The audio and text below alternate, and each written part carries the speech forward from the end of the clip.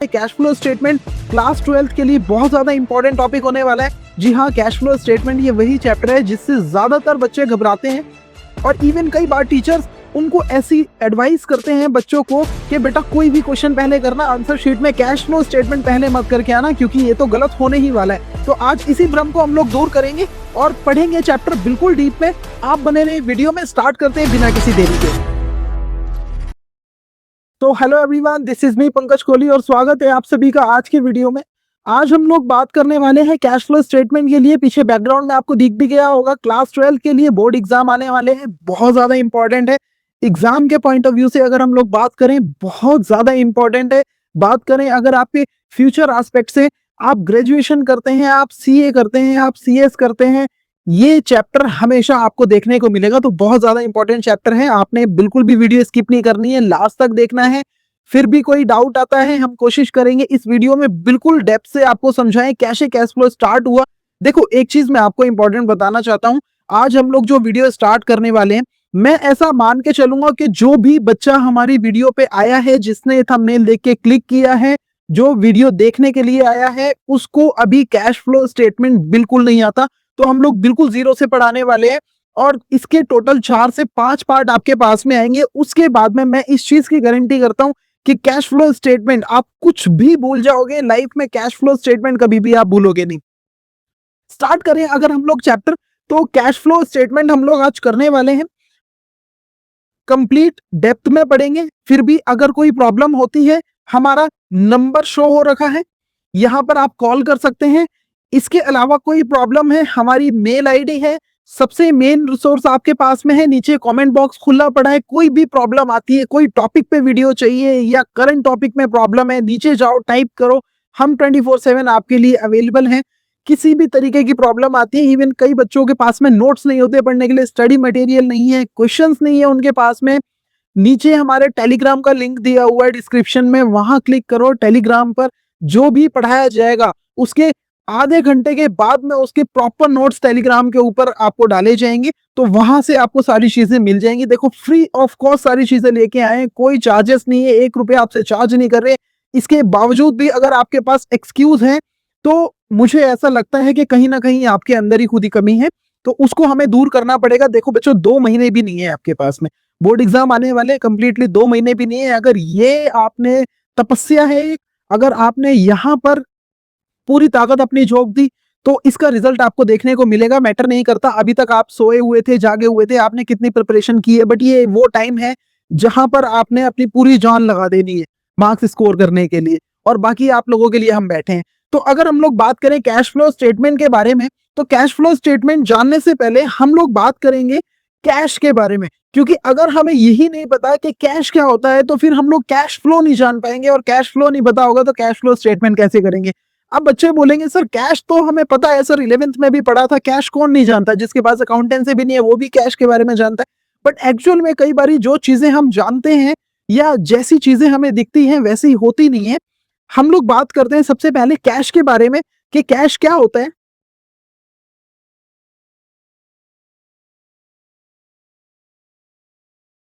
तो अगर हम लोग बात करें कैश के बारे में, तो कैश का मतलब सिर्फ इतना नहीं होता कि हमारे पास जो करेंसी गवर्नमेंट ने दी है उसी को हम लोग कैश बोले। इसके अलावा भी कुछ चीजें ऐसी होती हैं जिसको कैश में इंक्लूड किया जाता है, जिसे हम कैश इक्विवेलेंट्स बोलते हैं। कोई भी ऐसी चीज जो या तो वो खुद कैश है या फिर कैश के बराबर है, उसको भी कैश में काउंट किया जाता है। सर ऐसी कौन सी चीज होती है? कुछ ऐसे असेट्स होते हैं जो बिल्कुल हाई लिक्विड होते हैं, बिल्कुल उसी तरह जैसे कैश होता है। फॉर एग्जाम्पल, आपके पॉकेट में अगर 5,000 रुपए पड़े हैं तो वो कैश में काउंट होंगे, बट वही आपके बैंक में भी 5,000 पड़े हैं तो टोटल कैश आपका 10,000 काउंट होगा, ना कि 5,000, क्योंकि बैंक में पड़ा हुआ बैलेंस भी उतना ही लिक्विड है जितना कैश की लिक्विडिटी है। इसके अलावा भी cash in hand, cash at bank, marketable securities, जिसको हम लोग शॉर्ट टर्म इन्वेस्टमेंट बोलते हैं, ये भी उतनी ही लिक्विड होती है जितना हमारा बैंक बैलेंस या फिर कैश होता है, तो ये भी कैश के अंदर काउंट होता है। हाँ, कभी कभी ऐसा भी देखने को मिलता है कि हमारा बैंक बैलेंस पॉजिटिव ना होकर नेगेटिव होता है, जिसको हम अकाउंटिंग की लैंग्वेज में बैंक ओवरड्राफ्ट बोलते हैं। ये भी कैश एंड कैश इक्विवेलेंट में काउंट होता है, नेगेटिव इंपैक्ट डालता है बट काउंट होता है। तो यहाँ पर हमें एक चीज समझ आ गई कि कैश का मतलब सिर्फ कैश नहीं होता, कैश के बराबर भी कोई चीजें होती हैं जिसे हम लोग कैश काउंट करते हैं। देखो यहाँ पर कैश में क्या इंक्लूड होने वाला है sir? Cash in hand cash का ही पार्ट होता है, कैश एट बैंक भी कैश का पार्ट होता है, short term highly liquid investment जिसका दूसरा नाम मार्केटेबल सिक्योरिटीज भी है, ये भी कैश इक्विवेलेंस मानी जाती है और कैश के बराबर होती है। क्या बोला मैंने? बैंक बैलेंस जितनी भी डिमांड डिपॉजिट्स आपकी है वो सारी कैश के इक्वल काउंट होगी क्योंकि ये कैश इक्विवेलेंस का पार्ट है। इसीलिए अक्सर हम लोग जब आगे स्टेटमेंट्स वगैरह बनाएंगे तो वहां कैश एंड कैश इक्विवेलेंस लिखा होगा, तो वहां पर आपने समझना है या तो वो चीज कैश है या कैश के बराबर है, उसको हम कैश ही मानते हैं। क्या इंक्लूड नहीं करना? कोई भी आपके फिक्स डिपॉजिट है, कई बार होता ना हम लोग एफडीज करा देते हैं जिसको मेच्योरिटी जो है एक फिक्स टाइम के बाद में आती है और वो यूजुअली लॉन्ग टर्म के लिए होती है, वो कभी भी कैश का पार्ट नहीं है। पैसा बैंक में है बट कैश का पार्ट नहीं है क्योंकि लिक्विडिटी नहीं है उसके अंदर, आप उसको यूज नहीं कर सकते कैश की तरह। आपका स्टॉक, बच्चे बोलते हैं करंट असेट है बट उतना लिक्विड नहीं है, उतनी लिक्विडिटी उसमें नहीं है जितनी कैश के लिए होनी चाहिए। तो स्टॉक यानी इन्वेंट्री भी कैश का पार्ट नहीं होता है। जो इंक्लूड होता है वो हमने यहाँ पे लिखा हुआ है, नीचे टेलीग्राम का लिंक है, वहां पर क्लिक करके जुड़ जाना। क्लास खत्म होने के बाद में ये सारी पीपीटी एज इट इज आपको वहां पर मिल जाएगी। तो सर हमें पता लग गया कैश का मतलब क्या होता है। अब हम ये समझते हैं कि कैश फ्लो का मतलब सर क्या होता है।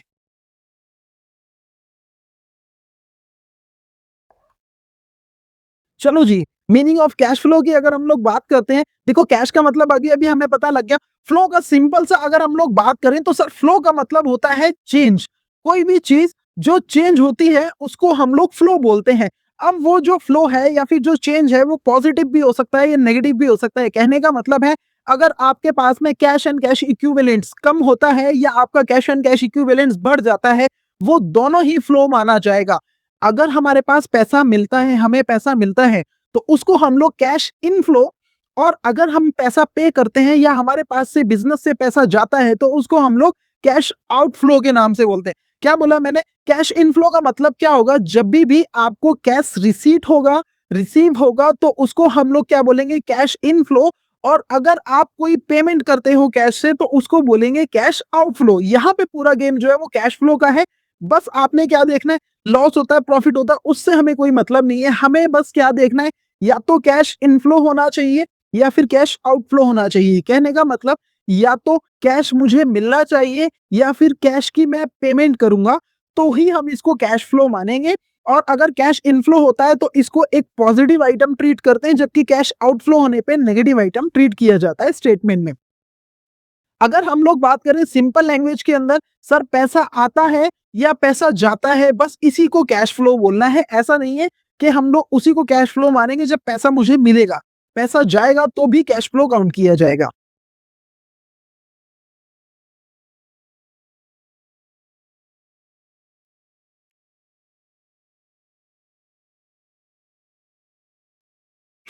हमारा फाइनेंशियल ईयर स्टार्ट होता है 1 अप्रैल से और जिसकी एंडिंग होती है 31 मार्च। अब 1 अप्रैल से लेके किसी भी फाइनेंशियल ईयर में 1 अप्रैल से लेके 31 मार्च तक जितना भी कैश आपके पास आएगा या फिर जितना भी कैश आप पे करोगे उसका एक लिखित विवरण या रिटर्न डॉक्यूमेंट आप बनाओगे, उसकी एक स्टेटमेंट बनाओगे जो हमें बताएगी कि कितना कैश इनफ्लो हुआ और कितना कैश आउटफ्लो हुआ। इसी स्टेटमेंट को हम लोग क्या बोलने वाले? कैश फ्लो स्टेटमेंट बोलने वाले। क्या मैंने बोला? A cash flow statement is a statement which shows inflow और and outflow of cash prepared for a specific accounting period. ये तीन चीज बस मेंशन करनी है हमने सर। एक स्टेटमेंट है, स्पेसिफिक पीरियड के लिए बनाई जाएगी और कैश का इनफ्लो एंड आउटफ्लो शो करेगी। क्या बोला? A cash flow statement is a statement prepared for a specific accounting period which shows inflow and outflow of cash and cash equivalents। बहुत सिंपल सी है, कई बार एग्जाम में पूछा जाता है आंसर, कई बार एग्जाम में पूछा जाता है, क्वेश्चन आता है 1 नंबर में, what is cash flow statement. तो भूलना नहीं है तीन चीज सर। स्टेटमेंट है inflow and outflow of cash flow, cash inflow and outflow of cash and cash equivalent show करती है और स्पेसिफिक पीरियड के लिए बनाई जाती है। इतना ही सिंपल है। तो आगे बढ़ते हैं। कैश फ्लो हमें पता लग गया, कैश हमें पता लग गया, क्या क्या इंक्लूड होगा क्या एक्सक्लूड होगा, हमें कैश फ्लो स्टेटमेंट की डेफिनेशन पता लग गई। अब हमारे पास में क्वेश्चन ये अराइज होता है कि क्या ऑब्जेक्टिव्स है हमारे पास में। देखो ऐसा नहीं समझना आप लोग कि सारा हम लोग थ्योरी पढ़ने वाले हैं। थ्योरी इतनी ही पढ़ाई जाएगी आपको जितनी आपके लिए इंपॉर्टेंट है जानना। बाकी डीप में हम लोग नहीं जाएंगे। हाँ, हम लोग बात करने वाले हैं प्रैक्टिकल के बारे में, बस थोड़ा सा सब्र करना है। अगर ये वीडियो लास्ट तक आपने बिना स्किप किए देख ली ना, मैं आपको गारंटी करता हूं आपको पता लग जाएगा कि कैश फ्लो फॉर्मेट सर इतना इजी था। ये तो जिसको हम लोग टफेस्ट मान के चल रहे थे वो तो बड़ा ही इजी था। बस आपने क्या करना है, बैठना है शांति से, पूरी वीडियो देखनी है। अगर पसंद आए लास्ट में लाइक जरूर करके जाना, और चैनल एड्यूनेक्स बाय पंकज कोहली जल्दी से सब्सक्राइब कर लो अगर अभी तक सब्सक्राइब नहीं किया है। बोर्ड एग्जाम पास में आ रही है और ऐसी वीडियोस हम आपके लिए लाते रहते हैं। हम लोग बात करें अगर सर क्या ऑब्जेक्टिव्स है, क्या ऑब्जेक्टिव्स है कैश फ्लो स्टेटमेंट के, क्यों बनाया जाता है, तो बहुत सिंपल है। देखो कई बार 2-3 नंबर में क्वेश्चन आ जाता है हमारे पास में।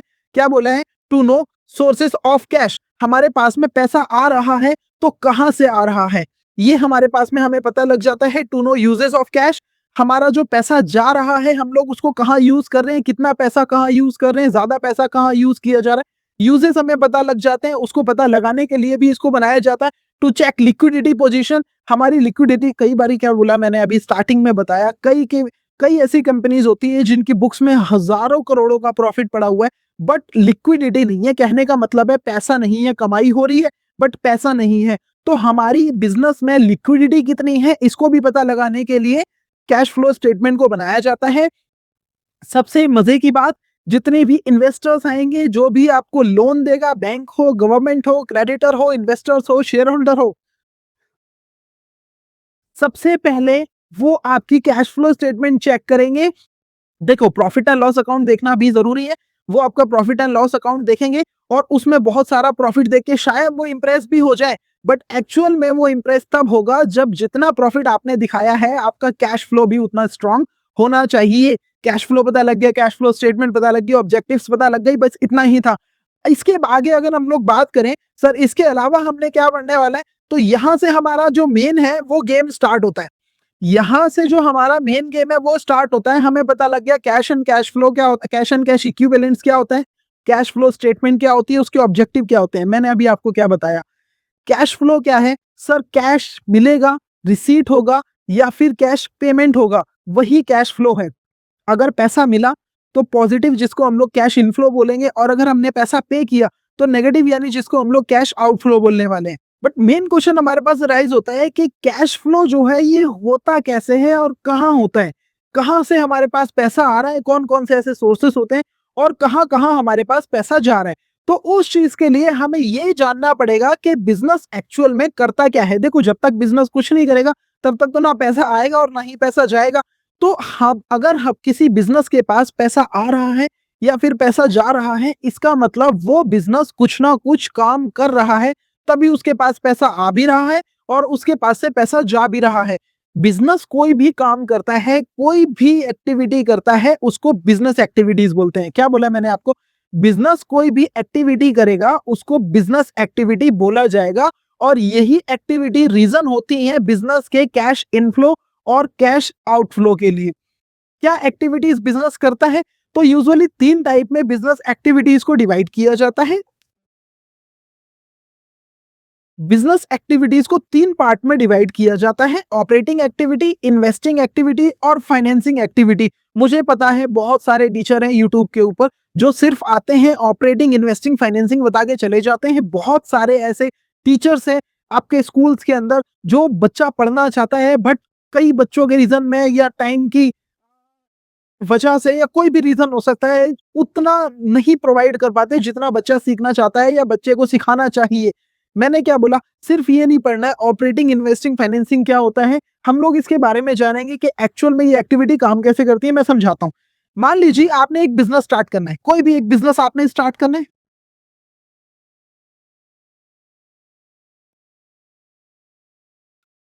कोई भी एक बिजनेस आपने स्टार्ट करना है। बिजनेस स्टार्ट करने के लिए सबसे पहले क्या होना चाहिए हमारे पास में, सर सबसे पहले हमारे पास में होना चाहिए पैसा। किसी भी बिजनेस को स्टार्ट करने के लिए सबसे पहले हमारे पास क्या होना चाहिए, पैसा। और बेटा पैसे को बिजनेस की लैंग्वेज में क्या बोला जाता है, फाइनेंस। क्या बोलेंगे, फाइनेंस। अब ये जो बिजनेस स्टार्ट करने के लिए पैसा होगा यानी जो फाइनेंस होगा, ये फाइनेंस देगा कौन हमें, तो बेटा ये जो पैसा होता है ये 2 जगह से आता है हमारे पास। ये जो पैसा होगा बिजनेस स्टार्ट करने के लिए जो फाइनेंस होगा वो दो जगह से हमारे पास आएगा। कौन? एक तो हमें पैसा सबसे पहले देगा कौन? ओनर। सबसे पहले बिजनेस के अंदर पैसा कौन इंट्रोड्यूस करेगा? ओनर। या फिर हम लोग कंपनी के केस में बोल सकते हैं बेटा शेयर होल्डर। ठीक है, शेयर होल्डर्स जो होंगे वो बिजनेस में पैसा लगाएंगे। बट ऐसा तो जरूरी नहीं है कि सारा पैसा बिजनेस में शेयर होल्डर्स का ही लगा हुआ हो। कुछ आउटसाइडर्स का भी पैसा होता है जिसको हम लोग लायबिलिटी बोलते हैं। कुछ आउटसाइडर्स का भी पैसा होता है जिसको हम लोग लायबिलिटी बोलते हैं। आउटसाइडर्स की अगर हम लोग बात करें तो इसमें किसका पैसा बाहर वालों का हो सकता है सर? क्रेडिटर्स का हो सकता है, बैंक्स का हो सकता है, फाइनेंशियल इंस्टीट्यूशंस का हो सकता है, गवर्नमेंट से हमने हो सकता है लोन लिया हो। ये वो पैसा है जो ओनर ने या शेयर होल्डर ने लगाया बिजनेस में। ये वो पैसा है जो बिजनेस ने बाहर से लोन लिया। बिजनेस के फाइनेंस के दो सोर्सेज हैं, इंटरनल लायबिलिटी और एक्सटर्नल लायबिलिटी। जब भी ओनर पैसा लगाएगा इंटरनल लायबिलिटी, बाहर से पैसा लिया आउटसाइडर लायबिलिटी हो गई। ठीक है, फाइनेंस का जुगाड़ हो गया हमारे पास। अब बिजनेस के पास पैसे आ गए। मान लीजिए क्या हुआ, 5 लाख इन्होंने दिया, 5 लाख इन्होंने दिया, बिजनेस के पास में 10 लाख रुपए आ गए। अब इस बिजनेस से करेंगे, अब इस पैसे से करेंगे क्या? हमारे पास पैसे आ गए। अब वो डिपेंड करता है ना कि बिजनेस किस चीज का है। अब मैं एक छोटा सा एग्जांपल लेकर के चलता हूं। मान लीजिए मुझे बिजनेस स्टार्ट करना है फर्नीचर का। तो फर्नीचर के बिजनेस को स्टार्ट करने के लिए मेरे पास में पैसा है, बट मुझे एक जगह लेनी पड़ेगी। रेंट पे भी ले सकते हैं, ओन भी कर सकते हैं, वो डिपेंड करता है हमारे ऊपर। अब वहां बैठने के लिए कस्टमर के लिए सीटिंग अरेंजमेंट होना चाहिए, हमारे एम्प्लॉयज के लिए सीटिंग अरेंजमेंट होना चाहिए, प्रॉपर इंटीरियर डिजाइन करना पड़ेगा, वहां पे मशीनरी होनी चाहिए, वहां पर कंप्यूटर्स होने चाहिए, वहां पे इलेक्ट्रिसिटी की फिटिंग होनी चाहिए। कहने का मतलब है क्या, जब आपके पास पैसा आ गया, आया कहां से? दो जगह से आया। जब आपके पास में पैसा आ गया तो अब आपको इस पैसे से फिक्स्ड असेट्स बनाने पड़ेंगे। बिजनेस को क्या करना पड़ेगा? कुछ फिक्स असेट्स, सारा पैसा नहीं खर्च करेंगे बट कुछ तो पैसा खर्च करना पड़ेगा। तो अब इस पैसे को बिजनेस क्या करेगा? बिजनेस इन्वेस्ट करेगा। इस पैसे को बिजनेस क्या करेगा जी? इस पैसे को बिजनेस इन्वेस्ट करेगा। और इन्वेस्ट कहां पे करना है? Fix asset. कहां पे इन्वेस्ट करेगा बिजनेस? फिक्स्ड असेट्स खरीदेगा इससे। ठीक है, office, table, computer, chair, laptop, machine, plant, building, जितने भी फिक्स असेट है ये हमारी क्या है? ये इन्वेस्टमेंट होती है। तो जैसे ही पैसा आया बिजनेस के पास, बिजनेस क्या करेगा? इन्वेस्ट करेगा। अब कुछ पैसा बचा के रखा उसने, अब उस पैसे से बिजनेस क्या करेगा? उस पैसे से बिजनेस अपने ऑपरेशंस करेगा। ऑपरेशन जैसे, अब उसका काम क्या है? फर्नीचर का काम है। तो जिसका फर्नीचर का काम है वो रॉ मटेरियल खरीद के लेके आएगा, लकड़ी लेकर के आएगा, प्लाईवुड लेकर के आएगा, ठीक है, गम वगैरह लेकर के आएगा, या जो भी चीज उसके अंदर यूज होती है वो सारी चीजें लेके आएगा और उससे फर्नीचर को बनाने के बाद में कस्टमर्स को बेचेंगे। यानी पैसा आया, कुछ पैसा इन्वेस्ट किया, फिक्स एसेट बनाए, और जो कुछ पैसा बचा उससे हमने अपने ऑपरेशंस चालू किए। क्या किया हमने? उससे ऑपरेशंस चालू कर दिए। उससे बिजनेस का जो मेन काम है, मेन एक्टिविटी है, वो हमने स्टार्ट कर दी, ऑपरेशंस हमने स्टार्ट कर दिए। इसके अलावा बिजनेस का क्या काम है? इसके अलावा तो बिजनेस का कोई काम ही नहीं। इसके अलावा बताओ ना, बिजनेस के पास में कोई काम ही नहीं है इसके अलावा। पैसा आया, फाइनेंस आया, कुछ इन्वेस्ट किया, कुछ ऑपरेशंस किया, बिजनेस रन हो गया, बिजनेस चल रहा है। तो बेसिकली तीन ही जगह पे, तो तीन फ्रंट पे ही तो काम हो रहा है। फाइनेंस का जुगाड़ करना है, इन्वेस्टमेंट करनी है, और फिर ऑपरेशंस करने। ये तीन ही जगह पे तो बस काम हो रहा है। अब ध्यान से देखो, जब हमने फाइनेंस की बात की तो फाइनेंस के अंदर क्या आ गया? यहां पर शेयर होल्डर फंड यानी इक्विटी भी आ गई, और यहाँ पे नॉन करंट लायबिलिटी भी आ गई। क्या आ गई? आउटसाइडर का पैसा, नॉन करंट लायबिलिटी भी आ गई। तो जब हमने इन दोनों को ऐड किया तो हमारा क्या बन गया? फाइनेंस बन गया। जब हमने इन दोनों को ऐड किया तो फाइनेंस बन गया। और ऐसी कोई भी एक्टिविटी, ऐसी कोई भी बिजनेस एक्टिविटी जो फाइनेंस से रिलेटेड है उसको बच्चों क्या बोलेंगे? Financing activity. क्या बोलेंगे? Financing activity. समझ में आ गया फाइनेंसिंग एक्टिविटी में आने वाला क्या है? फाइनेंसिंग एक्टिविटी में क्या आएगा सर?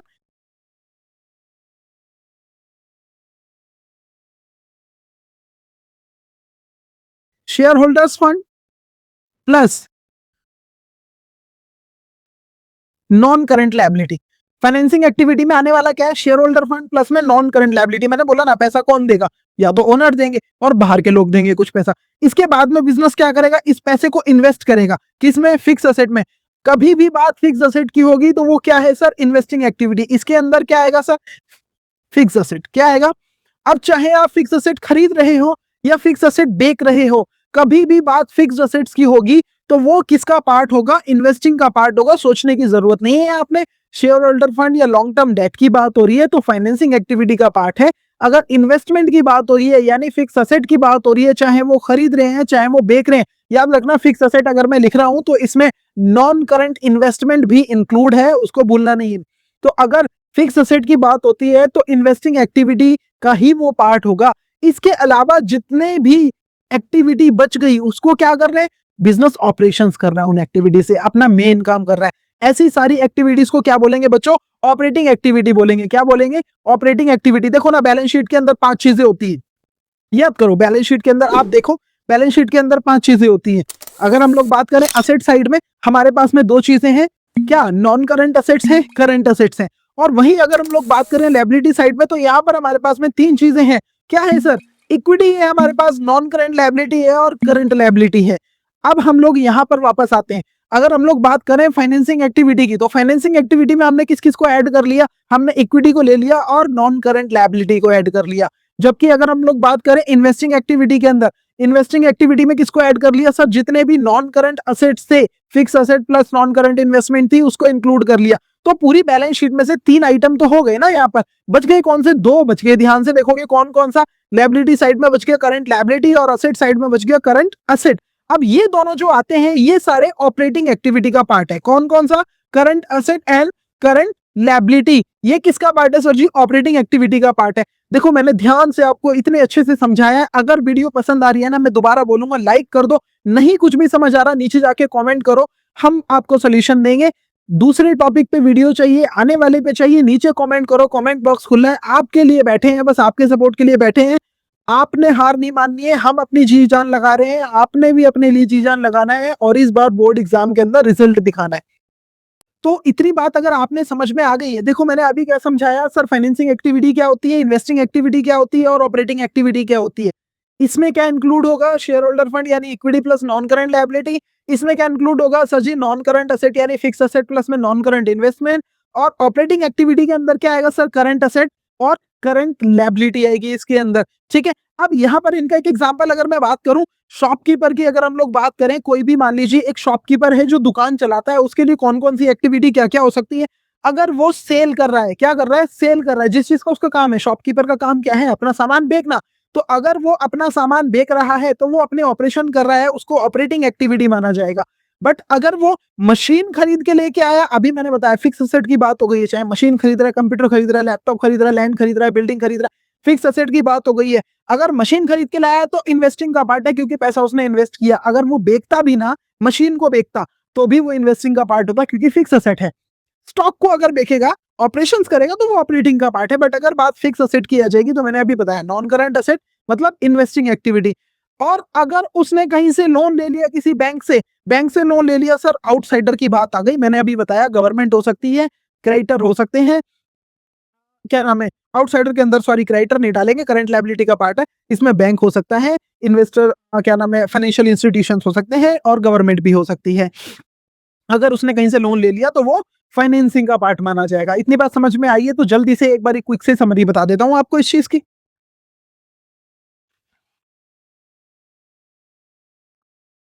आ जाओ जी, कैश फ्लो स्टेटमेंट यहाँ तक अगर समझ में आया है विद एग्जांपल, ये सारी की सारी चीजें अभी मिलेंगी आपको टेलीग्राम के ऊपर, नीचे डिस्क्रिप्शन में लिंक डाला हुआ है, चैनल के बायो में भी टेलीग्राम का लिंक है, वहां क्लिक करो, जाओ, सारी चीजें तो आपको प्रोवाइड कर रहे हैं। क्या बताया मैंने अभी? ऑपरेटिंग एक्टिविटी किससे रिलेटेड है सर जी? मेन बिजनेस ऑपरेशन से। अभी अभी समझाया मैंने आपको। क्या समझाया सर जी? जितने भी बिजनेस के ऑपरेशन हैं, आ जाओ, जितने भी बिजनेस के ऑपरेशंस होंगे वो सारे ऑपरेटिंग एक्टिविटी का पार्ट होंगे, और इसमें करंट असेट और करंट लायबिलिटी आती है। डे टू डे जितनी भी एक्टिविटी होती है बिजनेस की, रेगुलर बेसिस पर जो एक्टिविटीज होती हैं, मेन ऑपरेशंस होते हैं, उनको ऑपरेटिंग एक्टिविटी बोलते हैं। इसमें सेल आएगी, अगर हमने किसी सप्लायर को पैसा दिया है तो वो भी आएगा, क्योंकि क्रेडिटर को पेमेंट हो रही है। अगर हमने सैलरी पे की है, ऑपरेशन का काम है सर, हमारे बिजनेस से रिलेटेड एक्टिविटी है ये, जो हमारा काम है, हम सैलरी पे कर रहे हैं, वेजेस पे कर रहे हैं, ये सारा ऑपरेटिंग का पार्ट है। बात करें अगर इन्वेस्टिंग एक्टिविटी की, मैंने क्या बोला? ये किससे रिलेटेड है सर जी? असेट से रिलेटेड है। कौन से असेट सर जी? नॉन करंट असेट जितने भी होते हैं। फिक्स असेट लिखो या नॉन करंट असेट लिखो, मैं जब भी बार बार रिपीट कर देता हूं, फिक्स असेट लिख रहा हूं तो इसका मतलब है कि इसमें नॉन करंट इन्वेस्टमेंट इंक्लूड है। ठीक है, अगर हम लोग फिक्स असेट यानी नॉन करंट असेट परचेस करते हैं तो भी इन्वेस्टिंग का पार्ट है, या फिर अगर हम लोग सेल करते हैं तो भी इन्वेस्टिंग का पार्ट है। एक मजे की बात बताता हूँ, मैंने कहीं से नॉन करंट इन्वेस्टमेंट खरीद ली, मैंने क्या किया, मैंने किसी बिजनेस में लॉन्ग टर्म के लिए इन्वेस्ट कर दिया, तो वो किसका पार्ट है? इन्वेस्टिंग एक्टिविटी का पार्ट है, क्योंकि क्योंकि आपने नॉन करंट इन्वेस्टमेंट को बाय किया है। अब इन्वेस्टमेंट के ऊपर कई बार हमें इंटरेस्ट भी मिलता है, तो अगर इन्वेस्टमेंट के ऊपर मुझे इंटरेस्ट मिलेगा तो भी वो इन्वेस्टिंग का ही पार्ट है।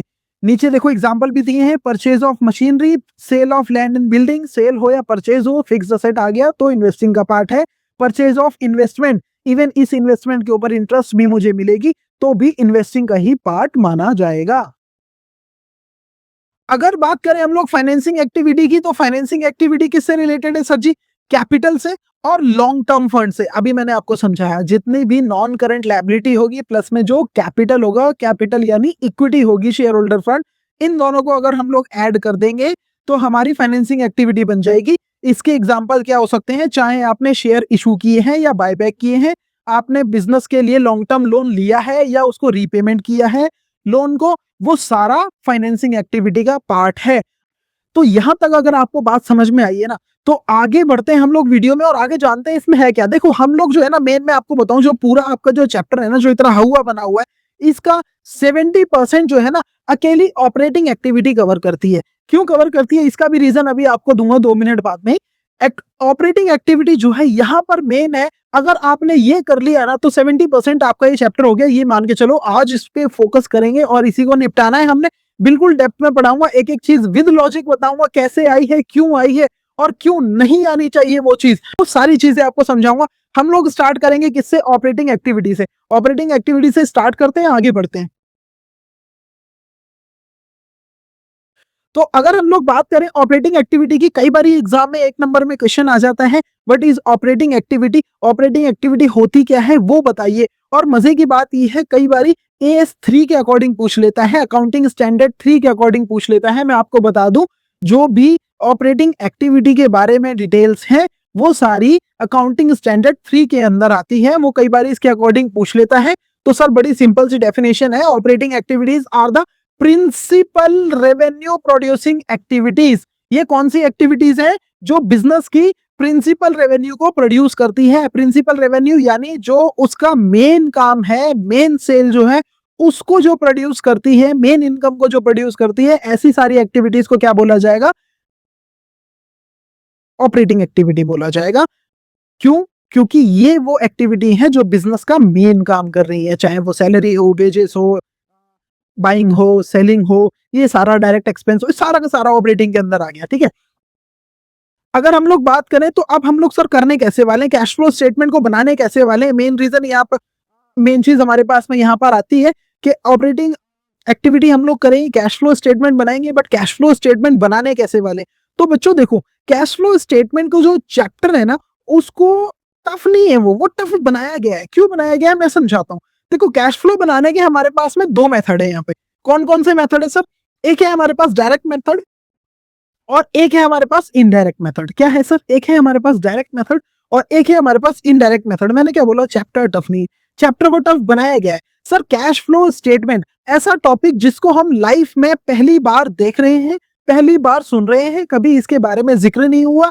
और मजे की बात पता है क्या? इसके 2 मेथड है। कौन कौन से? डायरेक्ट मेथड और इनडायरेक्ट मेथड। सर डायरेक्ट वाला सिखाओ ना, पहले इजी होता है, सीधा चलेंगे, कैसे चीजों को करना है हमको वो समझाओ। बट मजे की बात है क्या कि आपके सिलेबस में डायरेक्ट मेथड है ही नहीं। क्यों नहीं है? CBSE क्या बोलता है? आसान हो जाएगा, बच्चों से क्या पूछो? इनडायरेक्ट मेथड पूछो। वो आपसे डायरेक्ट मेथड नहीं कराना चाहता, वो इनडायरेक्ट मेथड कराना चाहता है। देखो कोई नई चीज हमारे सामने आई है जिसको हमने पहली बार सुना है, पहली बार देखा है, और उसको हम लोग सीधे तौर से नहीं करेंगे, डायरेक्ट मेथड से नहीं करेंगे। क्या बोल रहे हैं? Indirect method. इनसे ना उल्टा क्वेश्चन पूछो, सीधा मत कराओ। बिल्कुल सीरियल से करेंगे तो आसान है, एग्जाम में मार्क्स ले आएंगे, इसको उल्टा कराओ, इसीलिए ये चैप्टर टफ हो जाता है। बट आपके लिए तो हम बैठे हैं ना, सारी चीजें समझाएंगे। इनडायरेक्ट मेथड क्या होता है, डायरेक्ट मेथड क्या होता है, सारी चीजें समझाएंगे। उसके लिए आपको वीडियो में टिके रहना है। हम बढ़ते हैं आगे और समझते हैं क्या है ये डायरेक्ट मेथड और इनडायरेक्ट मेथड। देखो डायरेक्ट मेथड समझने से पहले आपको क्या करना पड़ेगा? 11th के ऊपर फोकस करना पड़ेगा। याद करो 11th क्लास में जब हम लोग थे तो हमारे पास एक चैप्टर हुआ करता था, that is final account. Final account हुआ करता था, उसमें हम लोग 2 अकाउंट बनाते थे। कौन कौन से सर जी? हम बनाते थे ट्रेडिंग अकाउंट और हम बनाते थे P&L अकाउंट। आ जाओ सर जी। जब हम लोग बनाते थे ट्रेडिंग अकाउंट,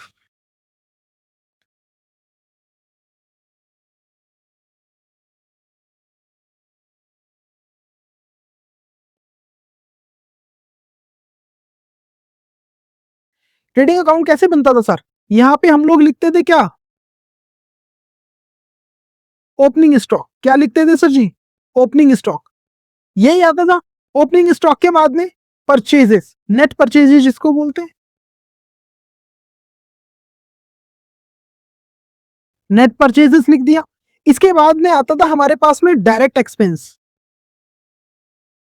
जितने भी डायरेक्ट एक्सपेंस होते हैं, चाहे वो वेजेस हो, चाहे वो फ्रेट इनवर्ड हो, कैरीज इनवर्ड हो, वो सारे के सारे यहाँ पर आया करते थे।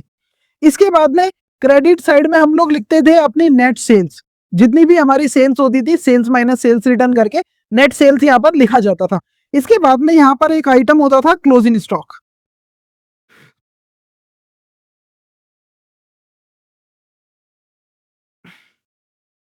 फिर हम क्या करते थे सर? दोनों साइड का टोटल करते थे और देखते थे कौन सी साइड बड़ी है। ज्यादातर केस में क्रेडिट साइड बड़ी होती थी तो यहाँ पे हमारा ग्रॉस प्रॉफिट निकलता था, और अगर कहीं पे हमारी डेबिट साइड बड़ी होती थी तो इस साइड में हमारा ग्रॉस लॉस निकलता था। अब हमारे पास में क्या आ गया सर जी? ग्रॉस प्रॉफिट आ गया। इस ग्रॉस प्रॉफिट का हम लोग क्या करते थे? हम लोग लेके जाते थे सर इसको P&L के अंदर, प्रॉफिट एंड लॉस अकाउंट बनाते थे और P&L में लेकर के जाते थे। चलो सर P&L अकाउंट बनाते हैं।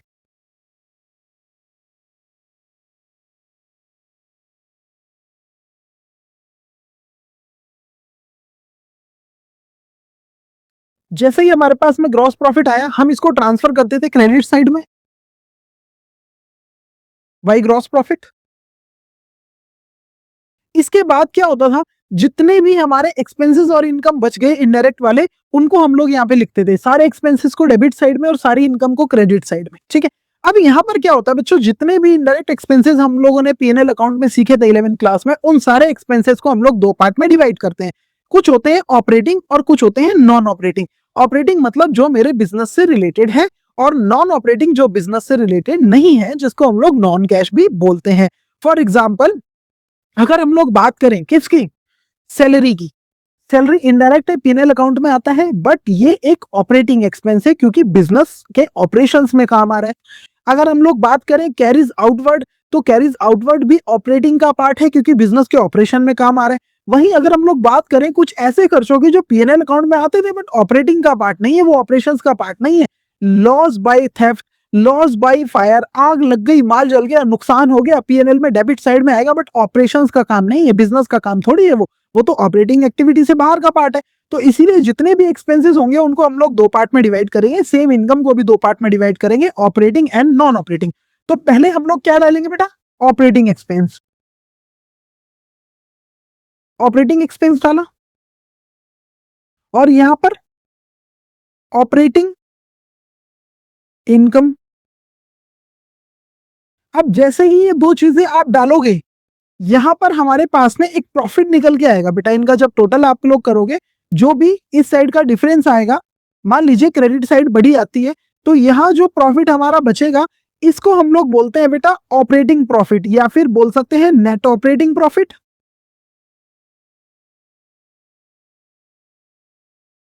इसको क्या बोलेंगे? Operating profit. अब इस ऑपरेटिंग प्रॉफिट को इस साइड ट्रांसफर करेंगे।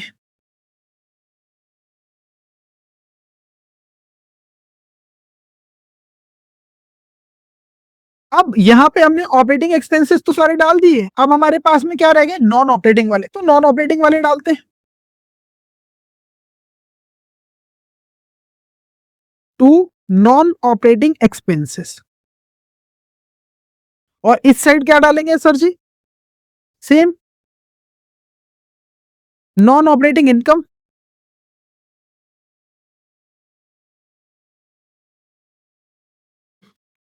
अब जैसे ही इसको टोटल करोगे आप, जैसे ही आपने क्या करना है, इसको टोटल करोगे, तो यहां जो आपके पास प्रॉफिट आएगा, इसी प्रॉफिट को हम लोग बच्चों 11th क्लास में क्या बोलते थे? इसको नेट प्रॉफिट। क्या बोलते थे? Net profit. जैसे ही आपने operating expenses non operating expenses minus कर दिए, operating income non operating income plus कर दी ग्रॉस प्रॉफिट में, तो लास्ट में जो निकल के आता था ये आता था हमारा नेट प्रॉफिट। और इसी को हम लोग बोलते थे बेटा नेट प्रॉफिट बिफोर टैक्स। क्या बोलते थे? Net profit before tax. क्या बोलेंगे इसको? Net profit before tax. जो भी यहाँ पे डिफरेंस आएगा इसी को क्या बोला जाएगा? Net profit before tax. अब देखो यहाँ पर ना बहुत ध्यान से समझो, हम लोगों ने पहले बनाया ट्रेडिंग अकाउंट जिसमें आया ओपनिंग स्टॉक। सर स्टॉक आ गया, करंट असेट है, ऑपरेटिंग एक्टिविटी का पार्ट है या नहीं? ऑपरेटिंग एक्टिविटी का पार्ट। परचेज किया, स्टॉक है, ऑपरेटिंग एक्टिविटी का पार्ट है। डायरेक्ट एक्सपेंस, सर ऑपरेशंस में काम हो रहा है, ऑपरेटिंग एक्टिविटी का पार्ट है। सेल्स हो गई, क्लोजिंग स्टॉक हो गया, ऑपरेटिंग एक्टिविटी का पार्ट है। यहाँ पे आ जाओ, इसका तो नाम ही क्या है? इसका तो नाम ही क्या है? Operating expense. तो ऑपरेटिंग एक्टिविटी का पार्ट है। इसका नाम क्या है बेटा? Operating income. ये भी ऑपरेटिंग एक्टिविटी का पार्ट है। तो कहने का मतलब है मेरे पास ऑपरेशन से कितना पैसा आना चाहिए, कितना पैसा जाना चाहिए, अगर मुझे ये निकालना है तो मेरे को क्या चाहिए होगा? ये चाहिए होगा सर। क्या चाहिए होगा? Operating profit. दोनों साइड लिखा हुआ है, कहीं का भी मान लो, ये वाला भी ये वाला भी। मेरे को क्या चाहिए? अगर मुझे पता लगाना है कि ऑपरेशन से मेरे पास में कितना पैसा आना चाहिए या कितना पैसा नेट जाना चाहिए, तो मुझे मेरे पास में क्या होना चाहिए? सबसे पहले मेरे पास होना चाहिए सर जी ऑपरेटिंग प्रॉफिट। ऑपरेटिंग प्रॉफिट आएगा कैसे? सर सिंपल है, 11th में सीख क्या है, ट्रेडिंग अकाउंट बनाएंगे, ऐसे ग्रॉस प्रॉफिट लेकर के आ जाएंगे। जैसे ही मेरा ग्रॉस प्रॉफिट आया यहाँ ट्रांसफर करेंगे, ऑपरेटिंग इनकम ऐड करेंगे, ऑपरेटिंग एक्सपेंस माइनस करेंगे, इतना ही तो आसान है, ऑपरेटिंग प्रॉफिट आ जाएगा। मैंने अभी क्या समझाया? Cash flow statement. Cash flow statement करने के दो मेथड है। कौन कौन से? डायरेक्ट मेथड है और इनडायरेक्ट मेथड है। मजे की बात क्या है, हमारे पास में डायरेक्ट मेथड है ही नहीं। वो कह रहा है कि यहां से तो चलना ही नहीं है। आपने बच्चों को घुमा कर दो क्वेश्चन, कह रहा नीचे से स्टार्ट कराओ, यहां से स्टार्ट कराओ, कह रहा वहां से नहीं करना, डायरेक्ट मेथड नहीं, इनडायरेक्ट, नीचे से स्टार्ट कराओ। बच्चों को बताओ ही मत ग्रॉस प्रॉफिट कितना है, ऊपर के आइटम ही मत दो बच्चों को, वो ग्रॉस प्रॉफिट निकाल नहीं पाएंगे और इनको प्लस माइनस कर नहीं पाएंगे, तो ऑपरेटिंग प्रॉफिट उनके पास आएगा नहीं। क्या बोल रहा है वो? इनडायरेक्ट मेथड करवाओ इनसे। कैसे? इनको ना नेट प्रॉफिट निकाल के दे दो क्वेश्चन में। आपने देखा होगा जब भी जितने भी क्वेश्चंस अगर आपने एक दो क्वेश्चंस भी किए हैं या टीचर ने समझाया है या एग्जाम में पुराने देखे हैं आपने, आपने देखा होगा क्वेश्चन हमेशा कहां से स्टार्ट होगा? नेट प्रॉफिट से स्टार्ट होगा, क्योंकि डायरेक्ट मेथड है ही नहीं ना। वो आपसे इनडायरेक्टली करवाना चाह रहा है। इनडायरेक्ट मेथड है हमारे सिलेबस के अंदर, सीबीएसई कहता है कि इनडायरेक्ट मेथड से ही करवाएंगे। तो अभी आपने को क्या दे दिया उसने? नेट प्रॉफिट बिफोर टैक्स दे दिया। क्या दे दिया sir? Net profit before tax दे दिया। आपको कहां पहुंचना है? मुझे यहाँ पे पहुंचना है सर, ऑपरेटिंग प्रॉफिट पे पहुंचना है मुझे। तो क्या करना पड़ेगा? यहाँ से उल्टा चलना पड़ेगा वापस। यहाँ से क्या करना पड़ेगा? मुझे उल्टा चलना पड़ेगा। जो चीज यहाँ पे माइनस हुई थी भाई ऑपरेटिंग प्रॉफिट के अंदर, ये नॉन ऑपरेटिंग एक्सपेंसेस को मैंने माइनस किया था, अपोजिट साइड लिखा हुआ है, माइनस किया था। अब जब मैं नीचे से वापस ऊपर जाऊंगा तो इसको मुझे क्या करना पड़ेगा? प्लस करना पड़ेगा। किस में प्लस करना पड़ेगा सर जी? इसके अंदर प्लस करना पड़ेगा, to net profit before tax के अंदर। जैसे ही मेरे पास में net profit before tax question में दिखेगा, मुझे नॉन ऑपरेटिंग एक्सपेंसेस को प्लस करना पड़ेगा। मैं क्यों प्लस कर रहा हूं? मेरा इससे कोई लेना देना नहीं है।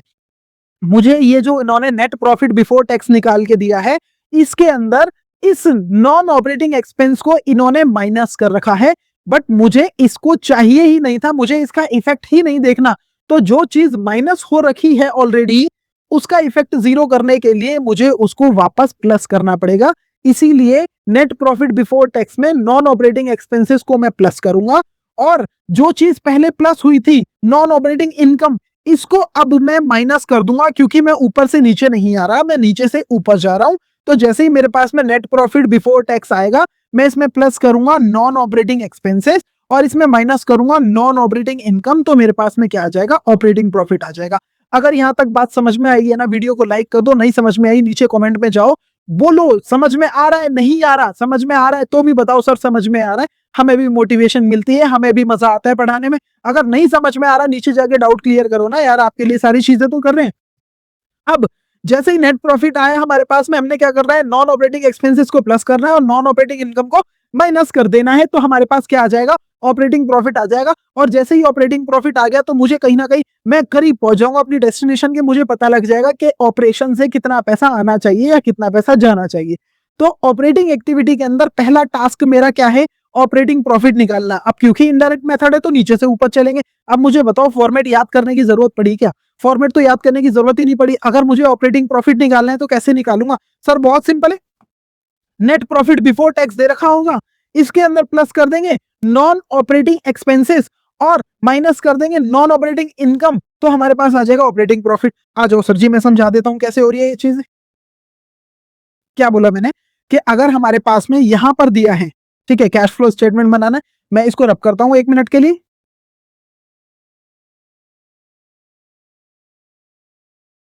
अगर स्क्रीनशॉट ले लिया है बहुत अच्छी बात है, अगर स्क्रीनशॉट नहीं लिया वीडियो पॉज करो, थोड़ी सी पीछे करो, स्क्रीनशॉट ले लो उसका, ठीक है।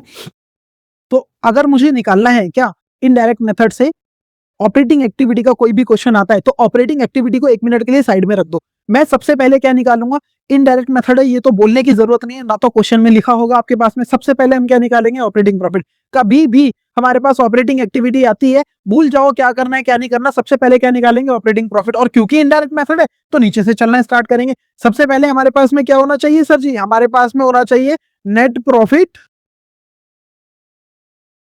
Before tax and extraordinary item. अब ये एक्स्ट्रा ऑर्डिनरी आइटम क्या होता है इसके बारे में भी बात करेंगे। जैसे ही मेरे पास में ये आ गया net profit before tax and extraordinary item, मुझे क्या करना है सर, इसमें प्लस कर देना है इसको। किसको ऐड करूंगा सर जी, इसको ऐड करेंगे हम लोग नॉन ऑपरेटिंग एक्सपेंसेस को। किसको ऐड करेंगे सर जी, इसके अंदर नॉन ऑपरेटिंग एक्सपेंसेस को। फिर क्या करना है, फिर इसमें से माइनस कर देना है किसको सर जी, नॉन ऑपरेटिंग इनकम को। इसमें से लेस करेंगे हम लोग किसको,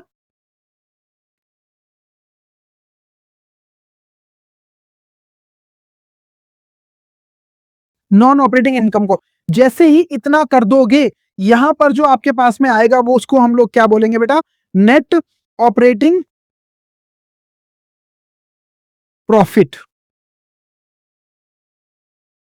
क्या बोलेंगे, नेट ऑपरेटिंग प्रॉफिट। मैंने क्या बोला, ऑपरेटिंग एक्टिविटी का कभी भी क्वेश्चन आएगा 70% पोर्शन कवर हो जाएगा अगर ऑपरेटिंग एक्टिविटी समझ ली पूरे चैप्टर के। तो क्या बोला, ऑपरेटिंग एक्टिविटी का कभी भी क्वेश्चन आएगा, क्योंकि इनडायरेक्ट मेथड डायरेक्ट तो है ही नहीं हमारे सिलेबस में, तो हमें हमेशा स्टार्ट करना है किससे, net profit before tax and extraordinary item से। ऐड करना है नॉन ऑपरेटिंग एक्सपेंसेस को और लेस करना है नॉन ऑपरेटिंग इनकम को। बच्चे कंफ्यूजन में रहते हैं कि एक्सपेंसेस को प्लस क्यों कर रहे हैं, इससे तो पैसा जाता है। भाई साहब ये पहले माइनस हो चुके हैं और ये नॉन ऑपरेटिंग है, हम कर रहे हैं ऑपरेटिंग एक्टिविटी। इसका इफेक्ट नील करने के लिए, इफेक्ट जीरो करने के लिए, जो चीज ऑलरेडी माइनस हो रखी है इसीलिए मुझे उसको प्लस करना पड़ रहा है, क्योंकि नॉन ऑपरेटिंग है, इसका इफेक्ट जीरो हो सके। और ये चीज ऑलरेडी प्लस हो चुकी थी तो इसीलिए इसको माइनस करना पड़ रहा है, क्योंकि इसका भी इफेक्ट जीरो हो सके। इसके बाद में हमारे पास आएगा नेट ऑपरेटिंग प्रॉफिट। इसके बाद क्या करना है, इतनी बात अगर समझ में आ गई ना, तो ऑपरेटिंग एक्टिविटी भी कवर हो गई आपकी। कैसे हो गई सर, ये इतना ही आसान है, बुक में तो इतना बड़ा दे रखा है, बुक में क्यों इतना बड़ा दे रखा है। देखो यार 6 से 8 नंबर का क्वेश्चन है, हलवा नहीं है, उठाया और खा लिया और मजा आ गया। मेहनत करनी पड़ेगी तभी ये चैप्टर आपको मार्क्स देगा। और मैं आपको बता दूं, ऊपर छोटी सी गलती हो गई ना, नीचे तक पूरा क्वेश्चन गलत होते जाएगा, सारे आइटम गलत होते जाएंगे। यहाँ पर इतना आसान नहीं है, क्वेश्चन को थोड़ा टफ बनाएगा सीबीएसई। क्यों बनाएगा, वो बोलेगा इनको पता लग गया, बच्चों को क्या पता लग गया कि net profit before tax and extraordinary item में ऐड करना होता है नॉन ऑपरेटिंग एक्सपेंसेस। उसने बोला ऐसा लिखो ही मत। क्या मत लिखो, नॉन ऑपरेटिंग एक्सपेंसेस ही मत लिखो, इसके कंपोनेंट्स दे दो। नॉन ऑपरेटिंग एक्सपेंसेस यहाँ पे लिखा हुआ है, आपको पता है नॉन ऑपरेटिंग एक्सपेंसेस में आता क्या क्या है, वो नहीं पता सर। नॉन ऑपरेटिंग इनकम्स में क्या क्या आता है, वो भी नहीं पता सर। तो यही जानते हैं ना। अब बात करते हैं कि नॉन ऑपरेटिंग एक्सपेंसेस और नॉन ऑपरेटिंग इनकम में आने वाला क्या क्या है, उसके बारे में बात करते हैं।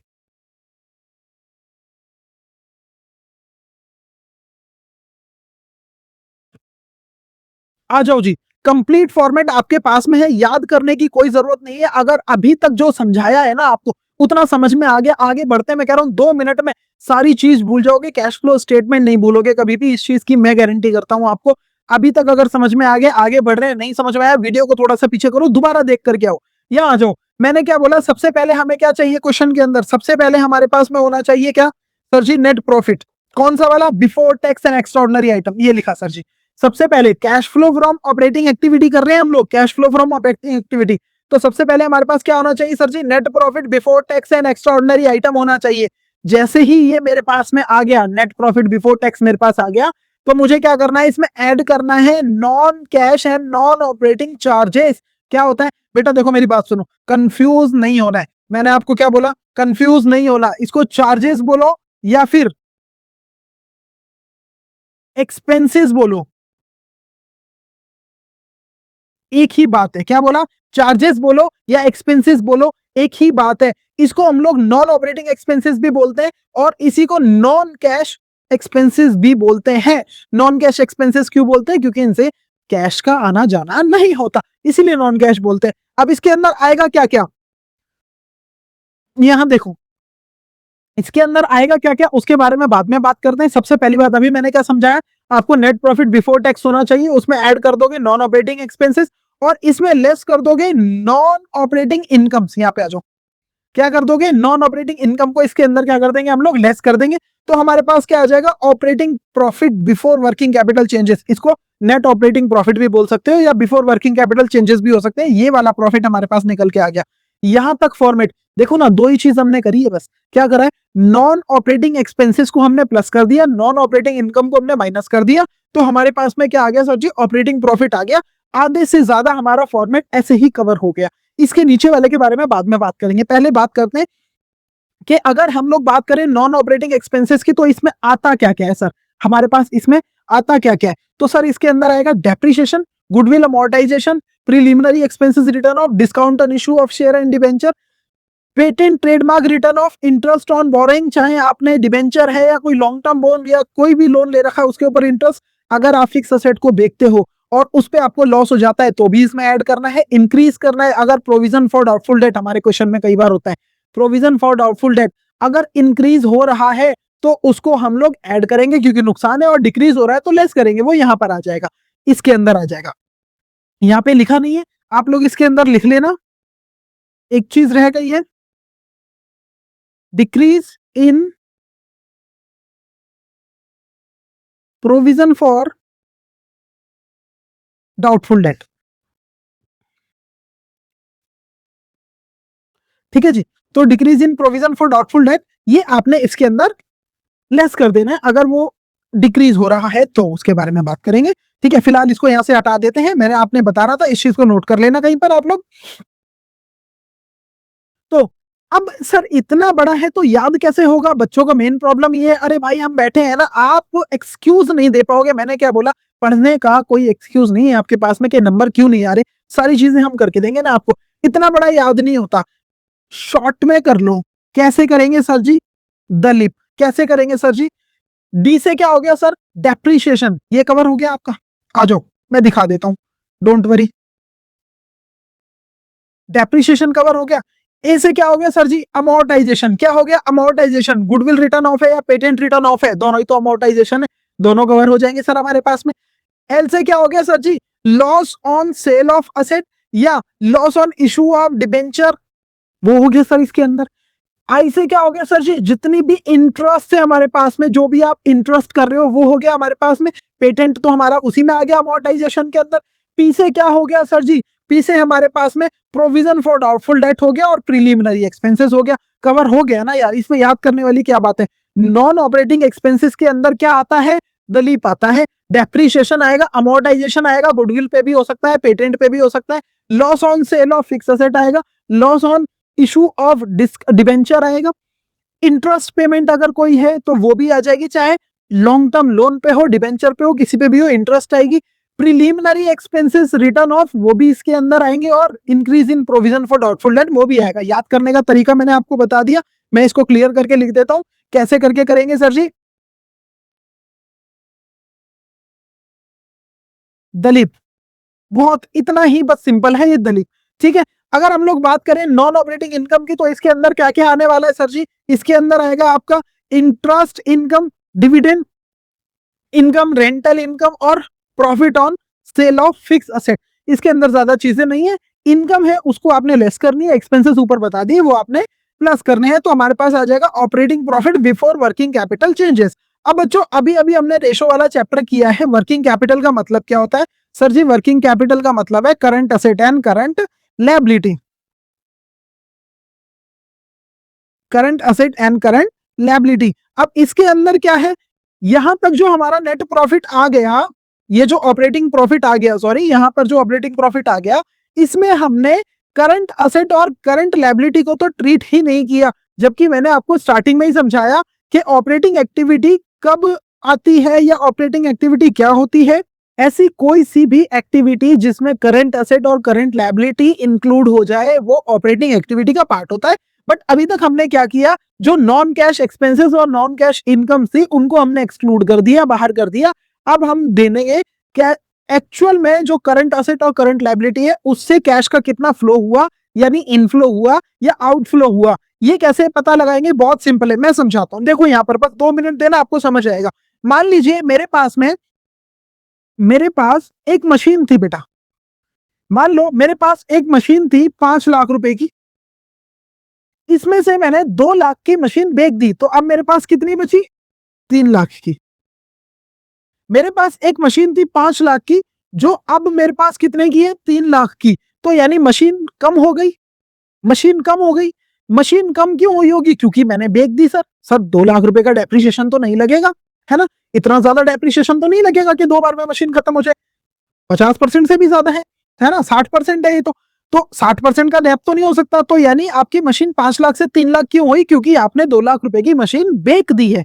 क्या कर दिया है आपने, मशीन बेच दी है। देखो हम लोग बात करें करंट असेट और करंट लायबिलिटी की, मैंने एग्जांपल जो है वो मशीन का ले लिया है, ठीक है। अगर बच्चों को प्रॉब्लम होती है वो आकर के कमेंट में बोलते हैं, कोई बात नहीं मशीन को चेंज कर देते हैं। यहाँ पे हम लोग क्या करते हैं बेटा, स्टॉक ले लेते हैं। क्या कर देते हैं, स्टॉक ले लेते हैं। जो स्टॉक मेरे पास शुरुआत में 5 लाख रुपए का था, अब वो कितने का बचा है, 3 लाख रुपए का। इसका मतलब 2 लाख रुपए का मैंने स्टॉक बेच दिया। अब आप खुद बताओ अपने दिल पे हाथ रख के, अगर मैंने 2 लाख रुपए का कैश स्टॉक बेच दिया है तो कैश मेरे पास आएगा या जाएगा, बिजनेस में इनफ्लो होगा या आउटफ्लो होगा। सर मैंने बेचा है स्टॉक, मैंने बेचा है तो मुझे पैसा मिलेगा, कैश का इनफ्लो होगा। क्यों होगा, क्योंकि मेरा स्टॉक घट रहा है। क्यों होगा, क्योंकि मेरा करंट असेट घट रहा है। कभी भी करंट असेट घटेगा, इसका सिंपल सा मतलब है कि आपने या तो उसको बेच दिया या उसकी पेमेंट आपको मिल गई। क्या बोला मैंने, या तो आपने उसको बेच दिया या उसकी पेमेंट मिल गई। कहने का मतलब क्या है, डेटर की वैल्यू घटती है, इसका मतलब मुझे पैसा मिल गया। स्टॉक की वैल्यू घटती है, मतलब मैंने स्टॉक बेच दिया। और दोनों ही से क्या होगा, मेरे पास कैश इनफ्लो होगा। तो कभी भी करंट असेट घटता है तो कैश इनफ्लो होता है, उसको प्लस करना है क्योंकि पैसा मुझे मिलेगा। करंट असेट है, ऑपरेटिंग एक्टिविटी का पार्ट है, अगर इससे पैसा आएगा तो उसको प्लस करेंगे। जैसे ही मेरे पास में operating profit before working capital changes मुझे मिल गया, इसमें मैं प्लस कर दूंगा। क्या प्लस कर दूंगा, यहां पर देखना ध्यान से, क्या लिखा हुआ है यहाँ पर, डिक्रीज इन करंट असेट। अगर करंट असेट घटता है तो ऐड करेंगे। क्यों करेंगे, मैंने अभी बता दिया, क्योंकि मुझे पैसा मिल रहा है। यहाँ पे बात करंट असेट करंट लायबिलिटी की हो ही नहीं रही। हम लोग क्या बना रहे हैं सर जी, हम लोग बना रहे हैं cash flow statement. Cash flow statement cash को देखता है, कैश आ रहा है या कैश जा रहा है। तो अगर करंट असेट घटेगा तो पैसा आएगा, इसीलिए उसको ऐड कर देंगे। और अगर करंट असेट बढ़ता है, इंक्रीज इन करंट असेट, तो उसको फिर हम लोग क्या करेंगे, लेस कर देंगे। क्या कर देंगे, लेस कर देंगे। Same as it is liability के साथ भी होने वाला है। अगर मेरी करंट लायबिलिटी बढ़ती है, जहां मेरे क्रेडिटर, मेरी बात समझो, जहां पर मेरी लायबिलिटी पहले 5 लाख की थी, अब मेरी लायबिलिटी 7 लाख की है, तो इसका मतलब 2 लाख रुपए का फर्दर लोन मैंने ले लिया है शॉर्ट टर्म के लिए, या फिर बोलो मुझे पैसा मिल गया है। और इसी का अपोजिट अगर करें, मान लो किसी के क्रेडिटर साल के शुरुआत में 5 लाख के थे और साल के एंड में उसके क्रेडिटर 3 लाख के हैं, तो इसका मतलब 2 लाख रुपए उसने पे कर दिए, तो कैश आउटफ्लो हुआ। आउटफ्लो क्यों हुआ, क्योंकि लायबिलिटी घट रही है इसीलिए आउटफ्लो हुआ, और लायबिलिटी बढ़ रही होती तो इनफ्लो होता। तो अगर करंट लायबिलिटी इंक्रीज होगी तो इसको ऐड करेंगे क्योंकि इससे कैश इनफ्लो होता है, और अगर करंट लायबिलिटी घटेगी तो इसको लेस करेंगे क्योंकि इससे कैश आउटफ्लो होता है, इसीलिए लेस करेंगे। और यहां देखो इन चारों में मैंने सिर्फ करंट असेट और करंट लायबिलिटी की ही बात की है, और दोनों ही ऑपरेटिंग एक्टिविटी का पार्ट है, इसीलिए इनको ट्रीट किया। ऊपर की चीजें मैंने समझा दी, इन दोनों को प्लस माइनस करोगे तो ऑपरेटिंग प्रॉफिट आ जाएगा। जैसे ही करंट असेट और करंट लायबिलिटी का ट्रीटमेंट आपने कर दिया, करंट असेट घटेंगे तो प्लस कर देना, बढ़ेंगे तो माइनस कर देना, करंट लायबिलिटी बढ़ेगी तो प्लस कर देना, और घटेगी तो माइनस कर देना। कैश इनफ्लो आउटफ्लो देखना आपने। जैसा ही ऐसे कर लोगे, आपके पास जो ऑपरेटिंग प्रॉफिट आएगा इसको बोलेंगे operating profit after working capital changes, क्योंकि मैंने करंट असेट और करंट लायबिलिटी को इंक्लूड कर लिया। अब जैसे ही आपके पास में ये आ जाएगा, बस आपने टैक्स पे करना है। आप क्या करना है, बस आपने, क्योंकि भैया टैक्स पे करेंगे तो पैसा हमारा जाएगा नहीं क्या। अगर हम लोग गवर्नमेंट को टैक्स पेड करते हैं तो हमारा कैश आउटफ्लो होता है ना, तो लास्ट में उसको भी माइनस करना पड़ेगा। आप टैक्स दे रहे हैं किस पे दे रहे हैं, क्योंकि आपने कमाया, कैसे कमाया, ऑपरेशंस की, ऑपरेटिंग का पार्ट है, तो टैक्स भी ऑपरेटिंग का पार्ट हो गया सर। तो जैसे ही हम लास्ट में इसमें से क्या करेंगे, इनकम टैक्स माइनस करेंगे। अच्छा, कई बार क्या होता है, टैक्स हमारा कुछ रिफंड भी हो जाता है। मान लीजिए मैंने 5 लाख रुपए का टैक्स दिया, तो मैं तो यहाँ पे 5 लाख रुपए माइनस कर दूंगा, है कि नहीं। बट अगर उस 5 में से 2 लाख रुपए गवर्नमेंट ने मुझे वापस कर दिए, रिफंड हो गया टैक्स, तो उसको मुझे इनफ्लो दिखा के ऐड भी करना पड़ेगा। तो इसमें ऐड कर देंगे रिफंड ऑफ टैक्स, और इसमें ऐड या लेस करेंगे एक्स्ट्रा ऑर्डिनरी आइटम, जिसके बारे में मैंने आपको बोला था कि थोड़ी देर में बताएंगे। बेटा एक्स्ट्रा ऑर्डिनरी आइटम क्या होते हैं, जो रेगुलरली बिजनेस में ऐसे इवेंट देखने को नहीं मिलते हैं, उनको एक्स्ट्रा ऑर्डिनरी बोलते हैं। ऑर्डिनरी जो रेगुलरली देखने को मिलते हैं, जैसे अगर मान लीजिए क्या हुआ, हमारा, हम लोग बात करें सैलरी की, वेजेस की, इंश्योरेंस की, ऐसे खर्चे ये ऑर्डिनरी है, ये देखने को मिलते हैं। बट कुछ ऐसे इवेंट्स होते हैं जो कभी कभी होते हैं और अनएक्सपेक्टेड होते हैं, वो एक्सपेक्टेड नहीं होते हैं। जैसे आग लग गई, माल जल गया, नुकसान हो गया, वो एक्स्ट्रा ऑर्डिनरी है। बाढ़ आ गई, एक्सपेक्टेड थोड़ी था, नुकसान हो गया। भूकंप आ गया, चोरी हो गई, ये सब क्या है बेटा, एक्स्ट्रा ऑर्डिनरी आइटम है।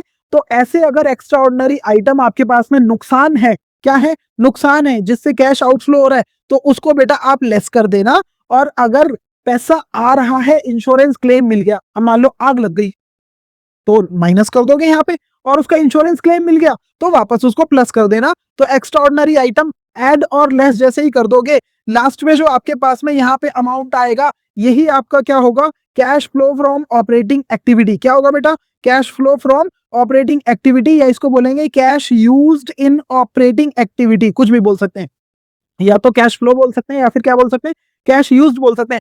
अगर ये नेगेटिव आ रहा है, अगर ये अमाउंट नेगेटिव आ रहा है, तो आप इसको यूज्ड बोलोगे, अदरवाइज यूज्ड छोड़ दो, जनरेटेड भी बोल सकते हैं। अगर वो प्लस आता है, मैं कहता हूं इसके चक्कर भी छोड़ दो, सीधा आप यहाँ पे क्या लिखोगे, cash flow from operating activity. अब वो चाहे पॉजिटिव आए या नेगेटिव आए, बस आप लिख देना net cash flow from operating activity. ये इतना था। अगर ये समझ आ गया है, मैं फिर रिपीट कर रहा हूं, पूरी चैप्टर का 70% पोर्शन कवर करता है सिर्फ ऑपरेटिंग एक्टिविटी। मैंने आपको इतने शॉर्ट में फॉर्मेट समझाया है कि याद करने की जरूरत नहीं पड़ेगी। मैंने आपको पहले बोला था नेट प्रॉफिट आए, नॉन ऑपरेटिंग चार्जेस ऐड कर देना। कैसे याद करेंगे सर जी, दलीप का फॉर्मेट बता दिया है। नॉन ऑपरेटिंग इनकम माइनस कर देना, ऑपरेटिंग प्रॉफिट आ जाएगा। वर्किंग कैपिटल ट्रीट करने के बाद में, जैसे ही वर्किंग कैपिटल ट्रीट करोगे, इसके बाद में टैक्स पेड करना है, रिफंड है तो प्लस कर लेना, एक्स्ट्रा ऑर्डिनरी आइटम कोई है तो प्लस माइनस कर लेना, बस आ जाएगा आपके पास में ऑपरेटिंग एक्टिविटी का आंसर। इतनी बात समझ में आई है, बस इतना ही ये था, यही है ऑपरेटिंग एक्टिविटी इनडायरेक्ट मेथड।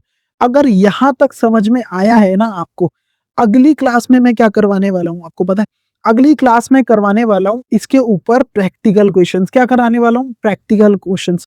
ये वीडियो अगर देखी है ना और समझ में आई है, तो बस रुके रहो, अगली वीडियो पर जाओ और जल्दी से उसको कंटिन्यू करो। मैंने क्या बोला, लाइफ में कुछ भी भूल जाओगे, कैश फ्लो स्टेटमेंट भूलने नहीं दूंगा, और 6 में से 6 नंबर मैं दिलाऊंगा, इस बात की गारंटी कर रहा हूं। अगर आप बने रहते हो, टाइम से वीडियो देखते हो, कोई भी डाउट है नीचे जाओ कमेंट बॉक्स में डालो।